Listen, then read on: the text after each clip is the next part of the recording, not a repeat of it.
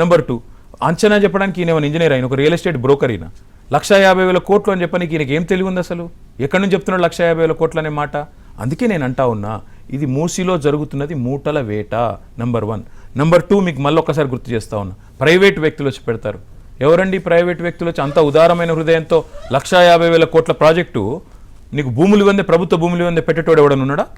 లేదా భవిష్యత్తులో ఆ 1,50,000 కోట్లు రాష్ట్ర ప్రభుత్వం నుంచి తీసుకోరా? నువ్వే ఉంటావా శాశ్వతంగా అధికారంలో?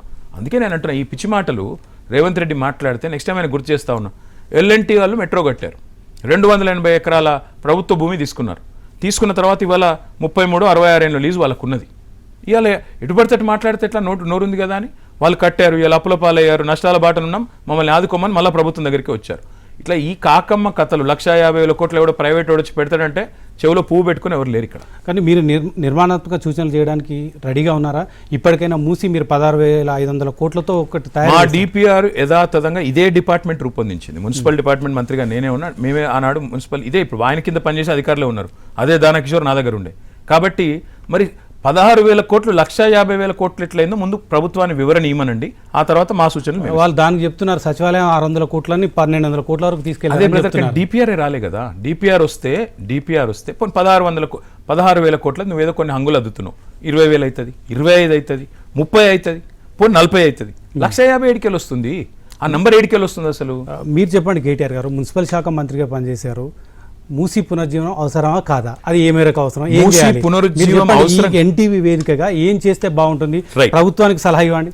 మూసీ పునరుజ్జీవం అవసరం కాబట్టే 100% సివరేజ్ ట్రీట్మెంట్ ప్లాంట్లను పెట్టిందే బీఆర్ఎస్ ప్రభుత్వం. ఇప్పుడు ఈయన వచ్చి గోడలకు సున్నాలు వేసినట్టు ఈయన వచ్చి రిబ్బన్ కటింగ్లు చేస్తున్నాడు. నాచారంలో మొన్న ఒక ఎస్టీపీ రిబ్బన్ కటింగ్ చేసిండు, ఉప్పల్లో ఇంకో ఎస్టీపీకి రిబ్బన్ కటింగ్ చేసిండు. ఇది రిబ్బన్ కటింగ్ బ్యాచ్, గోడలకు సున్నాలు వేసే బ్యాచే. వీళ్ళు కొత్తగా చేసిందేమీ లేదు. 100% ఎస్టీపీలు మేమే కట్టాము 4,000 కోట్లు పెట్టి. 100% నీళ్లు ప్రక్షాళన జరిగిన తర్వాత మురికి నీళ్లు ఇప్పుడు చేయాల్సిందల్లా గోదావరి నీళ్లు తీసుకొచ్చి గండిపేటలో పోయాలి. దానికి అయ్యే ఖర్చు 1,100 కోట్లు. ఆ 1,100 కోట్లతో నువ్వు తీసుకొచ్చి గోదావరి నీళ్లు గండిపేటలో పోస్తే అక్కడికి వెళ్ళి కిందికి నల్లగొండ జిల్లాకు సాఫ్గా మంచిగా గోదావరి నీళ్లు పోతాయి. నల్లగొండ రైతాంగానికి కానీ నల్లగొండ ప్రజలకు కానీ 50 ఏళ్ళు కాంగ్రెస్ పార్టీ ఏ విషపు నీళ్ళు అయితే తాగిపించిందో వాటి నుంచి విముక్తి కల్పించడానికే మేము ఎస్టీపీలు కట్టినాం. ఈ ప్రాజెక్టు కూడా 18 మే 2023 నాడు మేము శ్రీకారం చుట్టినాం. ఇప్పుడు రేవంత్ రెడ్డి ప్రభుత్వం చేయాల్సిన పని ఒకటి 2,000-3,000 కోట్లు ఖర్చు పెట్టి ఆ గోదావరి నీళ్ళు తీసుకుపోయి గండిపేటలో పోస్తే కిందికి నల్లగొండకు సాఫ్గా నీళ్లు పోతాయి. వీళ్ళు కొత్తగా చేయాల్సింది కానీ చేయబోయేది కానీ ఏమీ లేదు. పొలిటికల్గా మనం మాట్లాడుకుంటే రాష్ట్రంలో బీజేపీ బీఆర్ఎస్ మీరు కలిసి పనిచేస్తారని చాలామంది అనుకుంటున్నారు. 2028 అసెంబ్లీ ఎన్నికల్లో బీజేపీ కలిసి పనిచేస్తుందని అనుకోవచ్చా? మీకు ఒక్క మాట మాత్రం స్పష్టంగా చెప్తున్నా, మాకు బీజేపీతో ఏమైనా అండర్స్టాండింగ్ ఉంటే మా సిస్టర్ 5.5 నెలలు జైల్లో ఎందుకు ఉంటుందండి?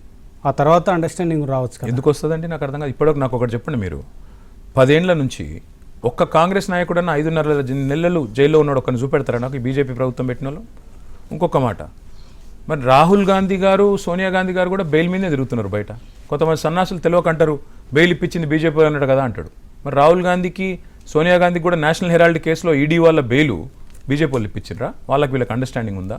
మాకు ఎందుకు ఉంటుందండి బీజేపీతో అండర్స్టాండింగు? 14లో 18లో 23లో 3 సార్లు పోటీ చేశాం తెలంగాణలో. 3 సార్లు ఒంటరిగానే పోటీ చేశాం. రేపు కూడా భవిష్యత్తులో ఒంటరిగానే పోతాం. తప్పకుండా గట్టిగా ఈ 2 పార్టీలను మళ్ళీ ఒక్కసారి ప్రజాక్షేత్రంలో ఎదుర్కొంటాం.